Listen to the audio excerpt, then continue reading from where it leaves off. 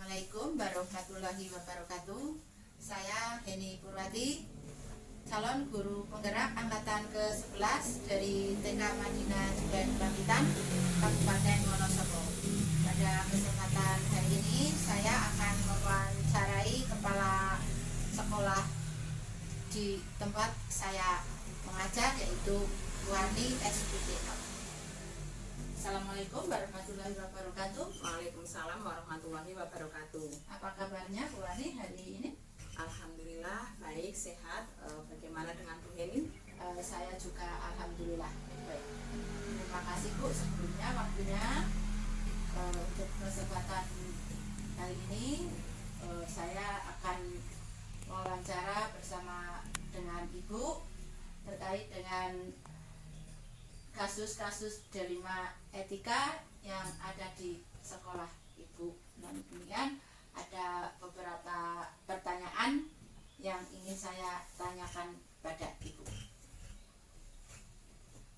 Untuk pertanyaan yang pertama itu, selama ini bagaimana Ibu mengidentifikasi kasus-kasus yang merupakan dilema etika atau bujukan moral di sekolah Ibu? Baik, terima kasih Bu Heni.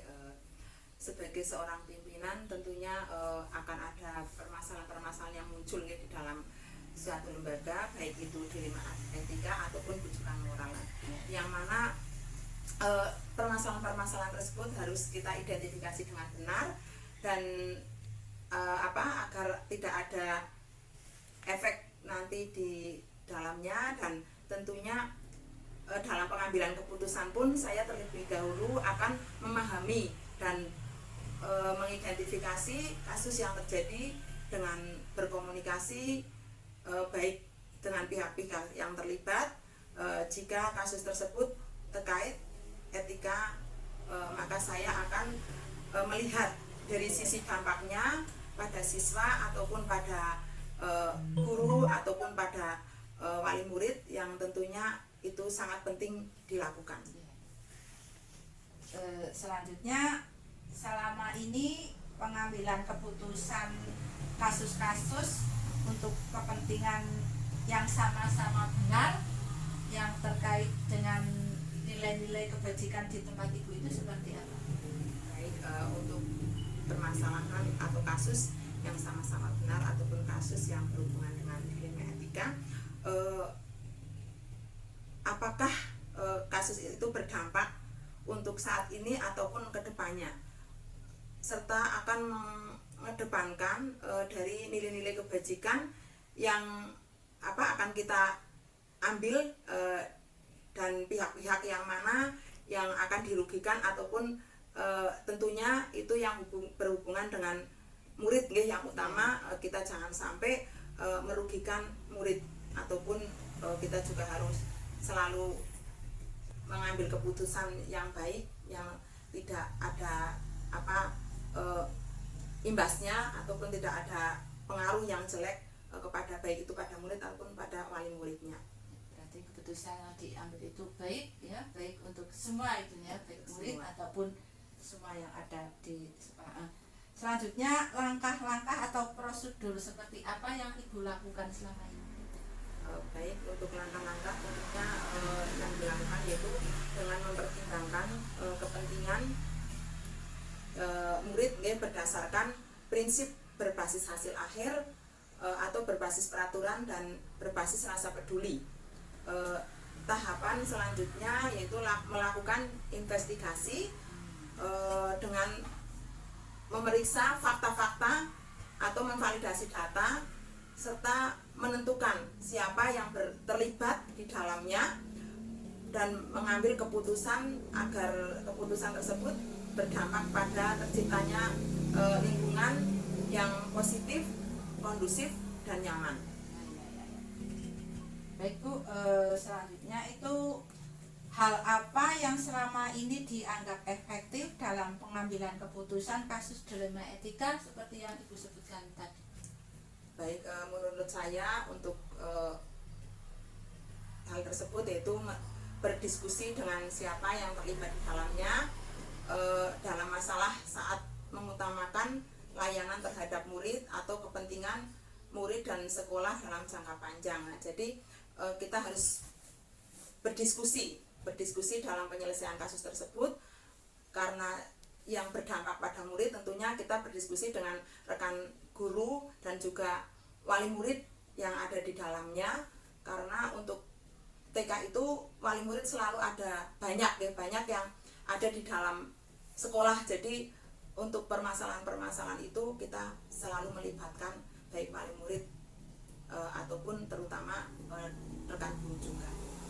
Berarti ya berdiskusi ya bersama guru-guru dan bila perlu melibatkan wali murid yang ada di sekolah. Baik Bu, selanjutnya itu tantangan dalam pengambilan keputusan itu seperti apa Bu? Untuk tantangannya tentunya saya menghadapi banyak tantangan dihadapi adalah bagaimana saya dapat meyakinkan pihak-pihak lain bahwa keputusan yang saya sudah ambil itu berdasarkan dengan langkah-langkah yang tepat.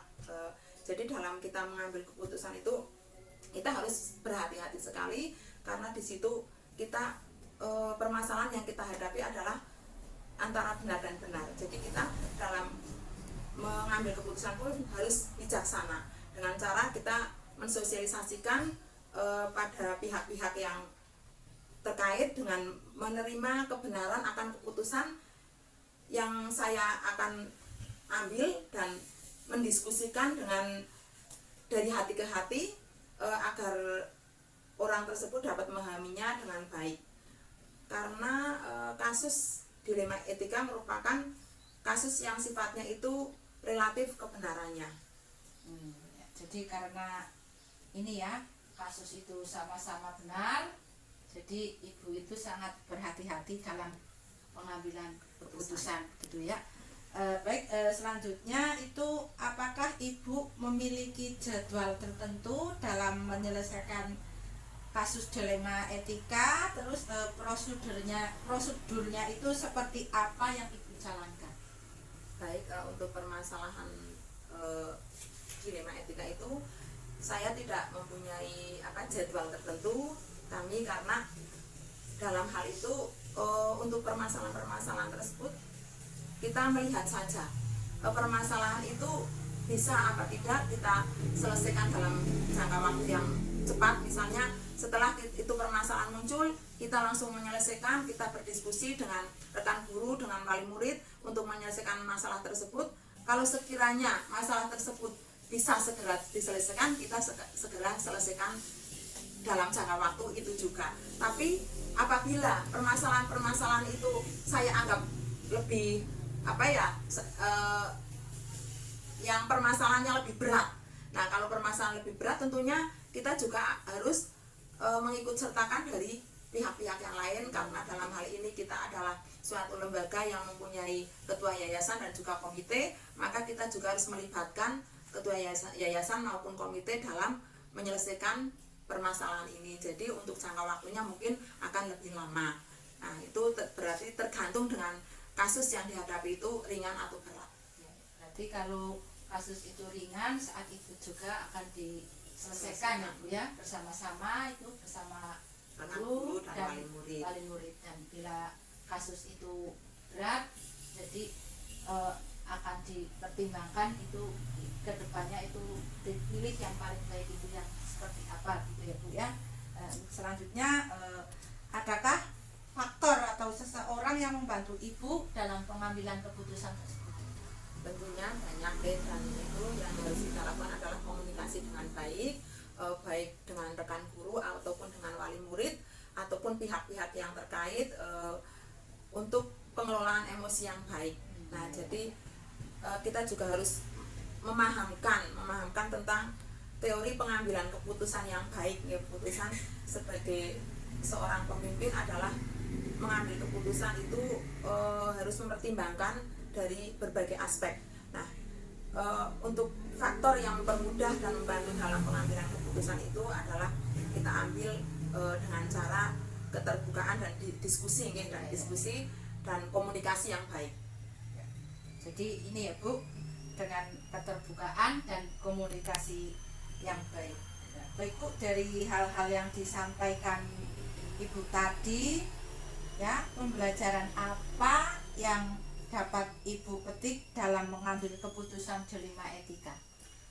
Baik, untuk pembelajaran yang dapat saya petik atau saya ambil adalah mengambil keputusan itu harus menempatkan diri kita pada berbagai proses.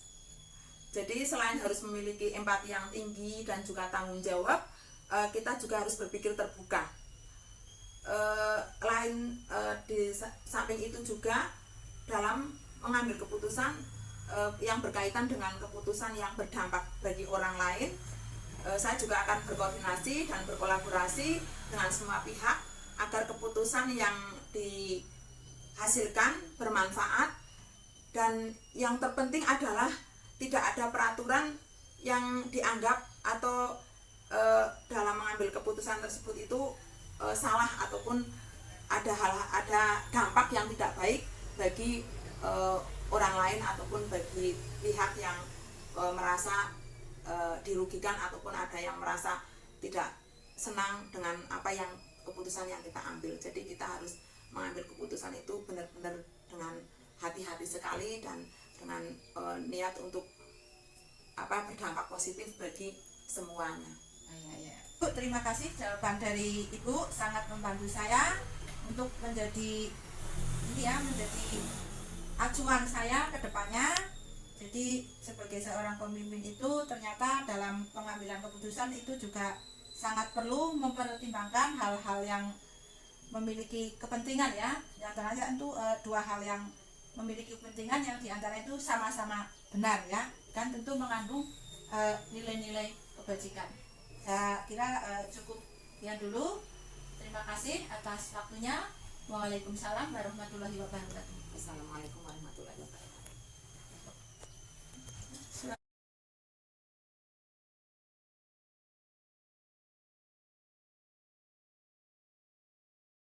Assalamualaikum warahmatullahi wabarakatuh. Waalaikumsalam warahmatullahi wabarakatuh.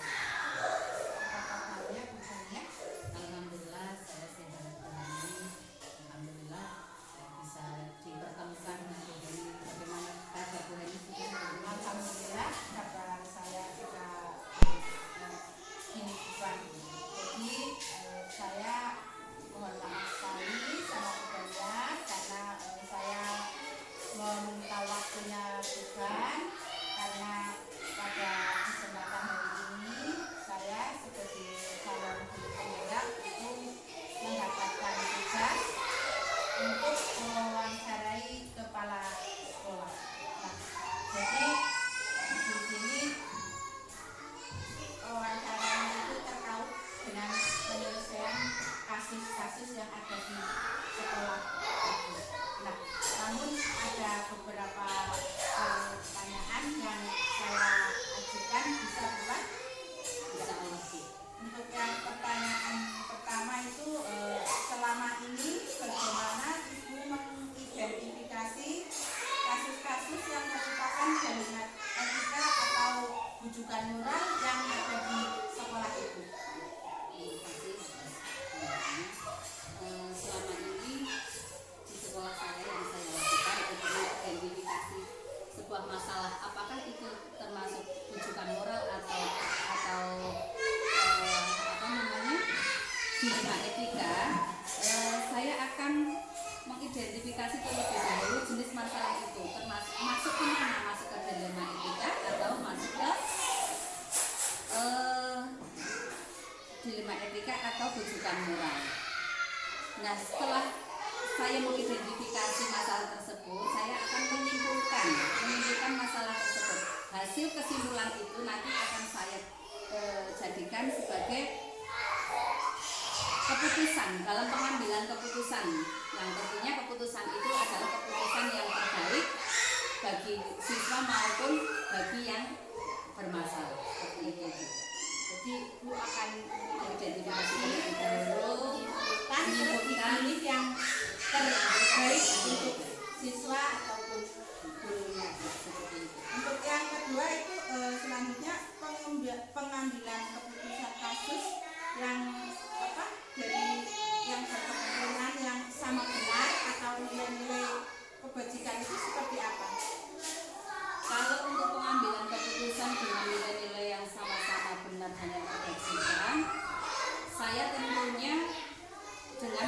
mempertimbangkan masalah tersebut.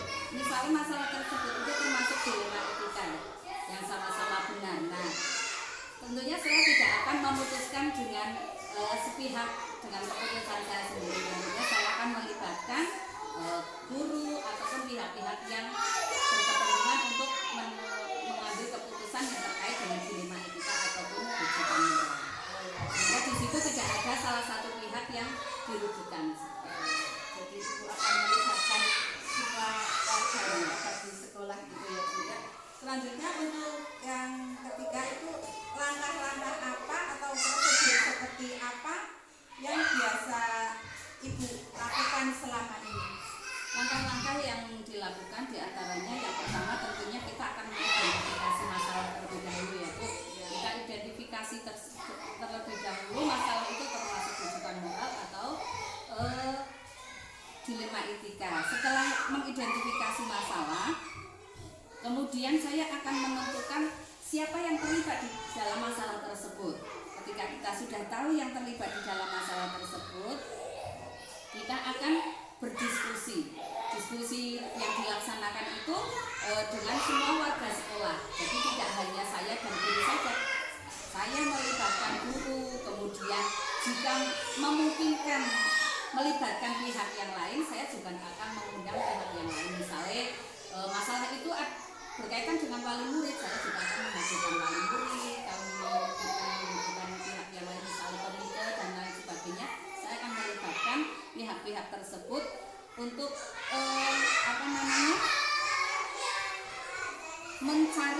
membuat sebuah solusi. Tentunya solusi yang terbaik untuk menghasilkan sebuah keputusan, di mana setelah keputusan itu didapatkan, tentunya akan menimbang kembali sebelum diputuskan ini loh hasilnya. Karena kita akan menimbang kembali agar apa yang sudah kita putuskan itu tidak merugikan salah satu pihak.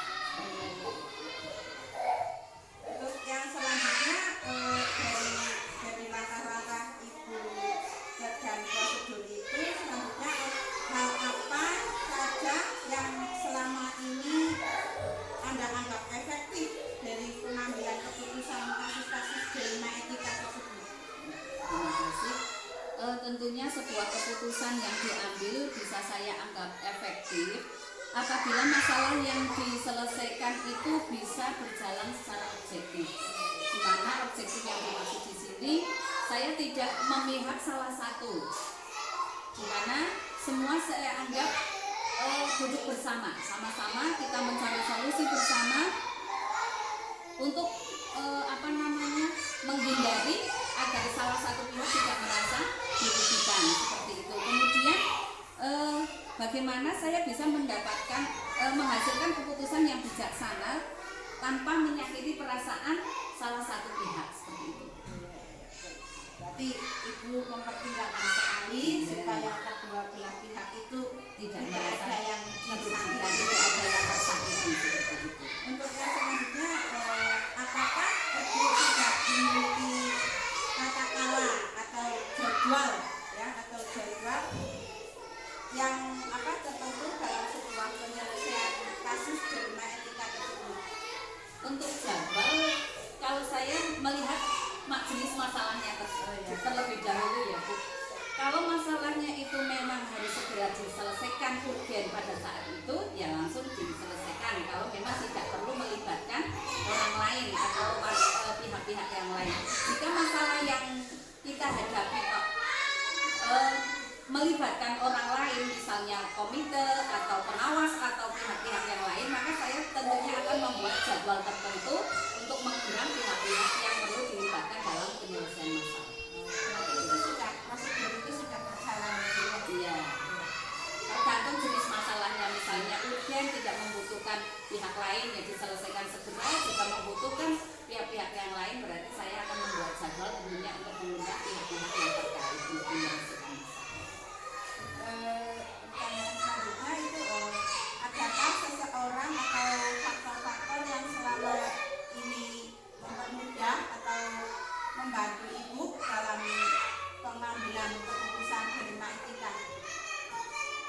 Kalau hal itu tergantung seberapa mendesaknya, seberapa mendesaknya masalah yang kita hadapi. Yang tentunya kalau memang masalah itu cepat-cepat kita membutuhkan sebuah penyelesaian, harus segera mengambil keputusan,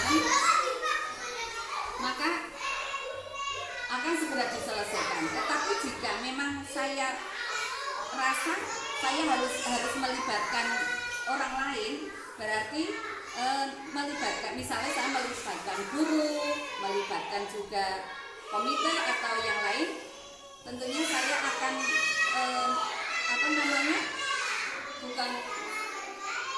tentunya saya akan terus mengajak pihak-pihak itu untuk menyelesaikan masalah, karena menurut saya bukan hal yang salah jika ada sebuah masalah saya harus melibatkan pihak-pihak yang lain. Tidak mungkin kan masalah saya bisa hanya menyelesaikan saya dengan rekan guru. Kadang ada sebuah masalah yang saya hadapi yang harus melibatkan komite, wali murid, bahkan mungkin jika masalah itu terlalu besar bagi kami tidak bisa memutuskan dengan dewan pihak sekolah, saya juga akan melibatkan misalnya pengawas atau pihak-pihak yang lain, yayasan misalnya, juga bisa sebagai solusi dalam mengambil sebuah keputusan ketika saya menghadapi sebuah permasalahan. Kecilnya masalah gitu. Terus dari semua hal yang telah disampaikan dalam pembelajaran ini, apa yang dapat jadi pengalaman Ibu dalam mengambil keputusan di rumah etika? Untuk khususnya masalah di rumah etika, tentunya hal yang bisa saya ambil dari pengalaman bahwasanya semua masalah itu pasti ada solusinya. Tidak ada masalah yang tidak ada solusi. Selama kita mau berdiskusi, mencari jalan terbaik, jalan keluar, pasti masalah itu akan ada solusinya dengan cara mempertimbangkan keputusan yang sudah kita ambil itu tidak memihak salah satu pihak, sehingga ketika keputusan itu diambil, walaupun sudah pasti ada yang dirugikan ya Bu, karena otomatis yang dirugikan itu kan kelompok kecil itu harus mengalah dengan kelompok besar, karena keputusan yang sudah diambil itu kan keputusan yang disetujui oleh yang banyak orang karolah, otomatis yang kelompok kecil akan mengalah yang dengan kelompok yang besar. Nah intinya dari semua hal yang sudah saya pelajari dari hari itu, dari adanya kebijakan tentang nilai-nilai dalam pengambilan keputusan itu, saya menyimpulkan bahwa setiap masalah, semua masalah pasti ada solusinya selama kita mau berdiskusi, mencari solusi bersama yang terbaik, dengan catatan tidak ada salah satu pihak yang dirugikan. Jadi semua masalah itu bisa diselesaikan dan tidak ada yang dirugikan, dan kita juga harus mempertimbangkan masalah itu besar atau kecil ya, semuanya menunggu semuanya itu artinya bahagia semua gitu ya. Baik, terima kasih Bu atas waktunya. Mudah-mudahan jawaban-jawaban itu bisa menjadi acuan bagi diri saya untuk kedepannya ya. Dan seorang guru itu dalam pengambilan keputusan juga kita lihat tadi mempertimbangkan ini ya, hal-hal yang bersifat positif ya. Artinya kita harus meminimalisir apa yang namanya ya kerugian dari salah satu pihak itu ya. Terima kasih sekali Bu Balia. Wassalamualaikum warahmatullahi wabarakatuh. Waalaikumsalam.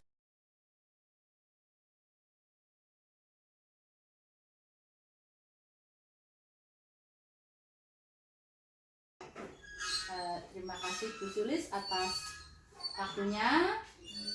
Pada kesempatan hari ini saya akan mewawancarai Bu Sulis ya, terkait dengan penyelesaian kasus dilema etika yang ada di tempat Ibu. Dan pada kesempatan ini saya ingin menyampaikan beberapa pertanyaan. Bu, insya Allah. Nah, untuk untuk yang pertama yaitu selama ini bagaimana Ibu mengidentifikasi kasus-kasus yang merupakan dilema etika atau rujukan moral di sekolah Ibu? Pada lembaga kami di TK Kalibening 2 untuk permasalahan seperti dilema etika itu biasanya akan terlihat muncul dari waktu kegiatan rapat wali murid. Selain itu bisa juga dalam komunikasi di grup kami biasanya akan ada salah satu dari orang tua atau wali murid yang menyampaikan sebuah permasalahan.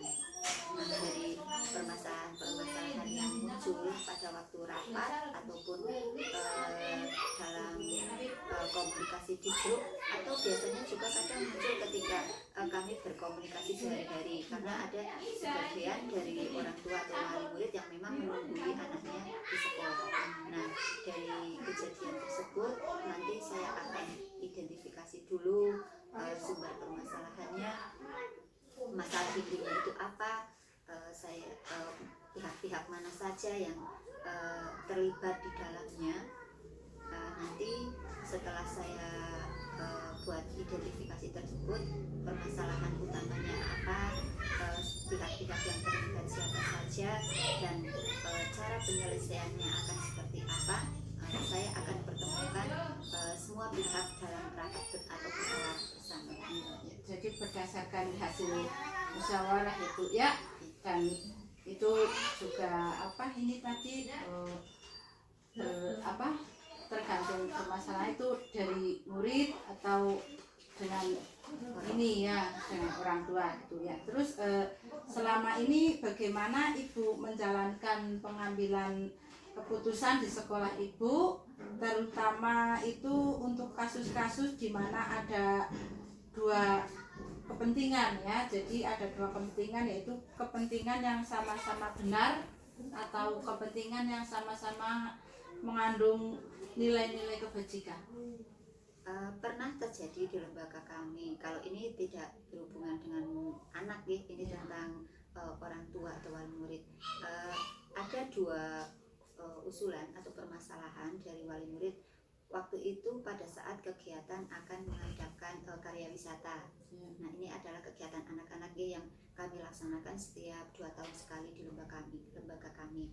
Namun pada rapat tersebut ternyata ada salah satu dari orang tua atau wali murid yang menyampaikan atau mempunyai pendapat bahwa beliau ini merasa bahwa kegiatan karya wisata ini mungkin lebih baik ditunda atau tidak dilaksanakan terlebih dahulu, tapi beliau ini mengusulkan untuk mengadakan renovasi gedung di sekolah kami. Nah, ini memang sama-sama baik nggih.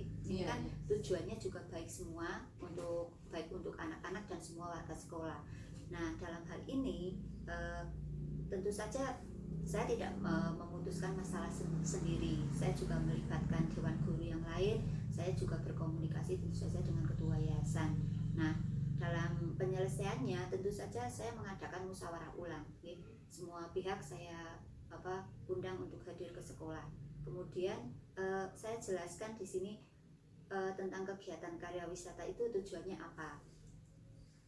Kemudian saya jabarkan hasil akhirnya itu lebih prioritas yang mana. Dalam hal ini kan saya harus membuat prioritas. Saya tahu semuanya baik dan itu tujuannya, manfaatnya adalah untuk seluruh warga masyarakat. Namun demikian saya harus mempunyai prioritas, atau saya lihat, saya evaluasi dulu yang harus saya terapkan dulu itu yang mana. Nah, pada waktu kasus ini setelah kami bermusyawarah juga dengan dewan guru, dengan ketua yayasan juga, akhirnya kami tetap melaksanakan kegiatan karya wisatanya dengan berbagai pertimbangan, antara lain bahwa kalau kita meniadakan kegiatan karya wisata, kegiatan tersebut tidak dilaksanakan, harus menunggu gedung itu direnovasi atau dibangun, itu akan membutuhkan waktu yang lama sekali. Karena untuk renovasi itu kan membutuhkan dana yang sangat banyak, dan itu juga karena gedung itu milik desa, yayasan desa, itu kan harus musyawarah dengan pihak yayasan, dengan pemerintah desa dan pihak-pihak terkait yang lainnya. Jadi tidak mungkin renovasi gedung itu bisa terjadi dengan dalam waktu yang singkat. Kalau kita nanti meniadakan atau menghentikan kegiatan karya wisata yang seharusnya ini itu sangat penting juga untuk anak-anak, menunggu untuk gedung jadi dulu, nanti ini akan berdampak dampak yang negatifnya jauh lebih banyak, gitu. Karena ini kan tujuan karya wisata ini akan membantu anak belajar dengan dunia luar, gitu, eksplorasi dan sebagainya yang mungkin berkaitan dengan wisata sejarah, wisata religi dan wisata sains atau yang lainnya. Dan waktu itu hasil musyawarah akhirnya bisa diterima, gitu, untuk pihak yang mengusulkan untuk renovasi gedung, karena kami juga mengundang dari yayasan juga untuk menjelaskan bahwa tidak mungkin untuk renovasi gedung dilakukan dengan secara singkat, gitu. Akhirnya dari keputusan ini juga diambil dari musyawarah dengan orang tua yang lainnya. Jadi tidak secara otomatis kami pihak sekolah, dewan guru dan saya sebagai kepala sekolah ataupun yayasan itu memutuskan sendiri. Otomatis ada berbagai pendapat juga dari orang tua yang lainnya. Namun pada akhirnya bisa disepakati bersama bahwa kegiatan renovasi itu akan dilaksanakan mungkin pada tahun berikutnya dengan nanti hasil berarti berdasarkan prioritas mana yang paling penting itu ya Bu, yang diutamakan itu ya Bu. Ini selanjutnya langkah-langkah atau prosedur seperti apa yang biasa Ibu lakukan? Kalau langkahnya dalam setiap permasalahan, kemudian saya identifikasi dulu sebagai kepala lembaga, kemudian saya akan mengundang dewan guru pada waktu yang sudah ditentukan, semua dewan guru bisa hadir, kami akan rapat dulu intern dengan dewan guru. Ini ada permasalahan seperti ini, kira-kira bagaimana dari tanggapan dewan guru untuk menyelesaikan atau mencari jalan keluar dari permasalahan tersebut. Kemudian nanti dari saran-saran dari dewan guru itu nanti saya buat daftar, kemudian dimusyawarahkan lagi untuk tindak lanjutnya ini pihak-pihak mana saja yang sekiranya bisa membantu kita atau harus kita libatkan dalam pengambilan keputusan ini untuk menyelesaikan masalah tersebut. Nanti kita buat list siapa yang akan kita undang juga untuk membantu permasalahan tersebut. Kemudian kami bermusyawarah juga untuk rencana tindak lanjut sebaiknya apakah dilakukan secepatnya atau kiranya kapan waktu yang paling tepat agar kita bisa bermusyawarah bersama. Biasanya seperti itu. Setelah kami mungkin menghubungi dengan pihak-pihak yang terkait yang akan kami libatkan dalam penyelesaian masalah tersebut, sudah terjadi kesepakatan tentang tanggal dan waktunya, baru kami umumkan, kami membuat undangan kepada wali murid untuk hadir semua dan membicarakan atau mencari jalan keluar dari permasalahan yang sedang terjadi. Selanjutnya ini Bu, hal-hal apa saja selama ini yang Ibu anggap efektif dalam pengambilan keputusan Delima Etika? Hal yang membuat efektif mungkin bagi kami adalah keterbukaan. Oh, iya. Di sini saya tidak berpihak pada satu pihak manapun. Jadi kami benar-benar terbuka. Saya juga menunjukkan kepedulian pada pihak yang satu maupun pihak yang lainnya. Jadi ada keterbukaan, ada rasa peduli yang kami tunjukkan kepada kedua belah pihak, dan karena ini musyawarah, jadi ada kebebasan untuk menyampaikan pendapat dari masing-masing, karena di sini kan orang tua atau wali murid juga banyak jadi mereka juga diberikan kesempatan untuk menyampaikan pendapat mereka tentang permasalahan tersebut, selain dari pihak-pihak atau sumber yang kami libatkan di dalamnya untuk menyelesaikan permasalahan tersebut. Ya, berarti intinya itu terbuka ya Bu, keterbukaan dan semua warga sekolah itu juga dikaitkan ya. Untuk selanjutnya itu adakah tantangan dalam pengambilan keputusan kasus Delima Etika? Kalau tantangan selama ini di lembaga kami di Tingkat Kali 2 mungkin mohon maaf ini perlu saya sampaikan di sini mungkin ya Bu, karena memang karakter dari setiap penduduk di setiap daerah itu kan berbeda-beda nih Bu. Ya. Kebetulan mohon maaf sekali di lembaga kami ini memang karakter dari masyarakatnya sedikit apa ya, mudah sekali terprovokasi. Jadi mungkin karakternya lebih mudah emosi, gitu, mudah terprovokasi. Jadi kami sebagai pengelola di situ, sebagai Dewan Guru juga harus memang memperhatikan sekali apa yang kami informasikan atau apa yang kami ucapkan. Jadi agar mungkin dalam kata yang lain memilih bahasa yang tepat agar informasi yang kami sampaikan dan apa yang kami tuju itu benar-benar bisa diterima dengan baik oleh mereka yang dalam hal ini adalah orang tua atau wali murid yang memang ya jauh seperti tadi karakternya. Jadi saya harus lebih berhati-hati dalam menjaga komunikasi dengan mereka, mengucapkan tujuan-tujuan kami agar mereka tidak terprovokasi atau mungkin salah pemahaman dengan apa yang kami sampaikan. Seperti itu. Jadi Bu Sulis dalam berkomunikasi itu harus berhati-hati ya Bu ya, intinya supaya tidak terjadi ini salah paham. Nah, selanjutnya apakah ini ya Ibu itu memiliki jadwal tertentu dalam sebuah penyelesaian kasus dilema etika ya. Jadi bentuk prosedurnya itu seperti apa yang Anda jalankan?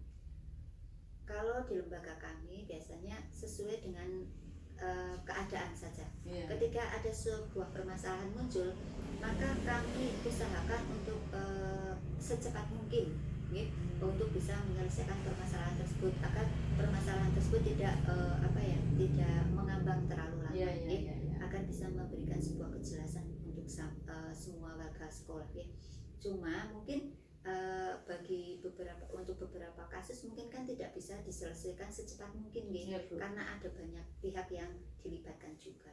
Jadi ya ada yang memang harus bertahap, ada yang memang harus segera diselesaikan, otomatis harus tindak lanjutnya harus segera. Jadi saya menyesuaikan saja dengan kita lihat dulu urgensi dari permasalahan tersebut. Kalau memang benar-benar ini harus sekali ini secepatnya, kalau tidak ini dampaknya akan lebih buruk lagi. Jadi ya kami sebisa mungkin pihak-pihak yang dilibatkan juga kami mohon dengan sangat untuk bagaimana kalau tindak lanjutnya kita segerakan, karena memang ini nanti kalau tidak segera diselesaikan dampaknya akan lebih banyak keburukannya, seperti itu. Tapi kalau memang permasalahan tersebut itu tidak terlalu mendesak atau mungkin kita masih kadang kan kita tidak selalu mendapatkan gambaran untuk jalan keluar yang terbaik, kita harus berproses dulu dengan berpikir dulu, atau mungkin ada pihak tertentu yang belum bisa dilibatkan untuk hadir. Mungkin kalau itu tidak urgent sekali, mungkin masih bisa kita masih punya waktu untuk mungkin bukan menunda, tapi mungkin kita lebih punya banyak waktu untuk berpikir kembali ini yang terbaik untuk semua itu yang seperti apa, seperti itu Bu. Ya, berarti tergantung besar kecilnya permasalahan ya Bu. Bila itu memang harus cepat diselesaikan ya berarti langsung biar tidak tertunda ya. Tapi kalau masalah itu bukan suatu masalah yang terlalu berat lah, dicarikan dulu solusi yang terbaik begitu ya Bu ya. Selanjutnya adakah seseorang atau faktor-faktor yang selama ini ya mempermudah atau membantu Ibu dalam pengambilan keputusan dilema etika?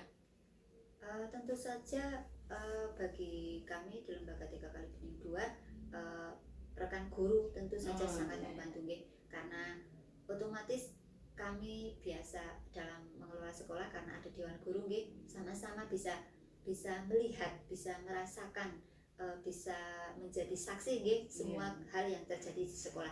Walaupun tidak setiap permasalahan yang menjadi dilema etika itu terjadi di sekolah, namun paling tidak karena salah satu dari guru kami adalah asli dari penduduk tempat lembaga kami berada, jadi secara otomatis Dewan Guru ini sangat membantu dalam penyelesaian masalah tersebut.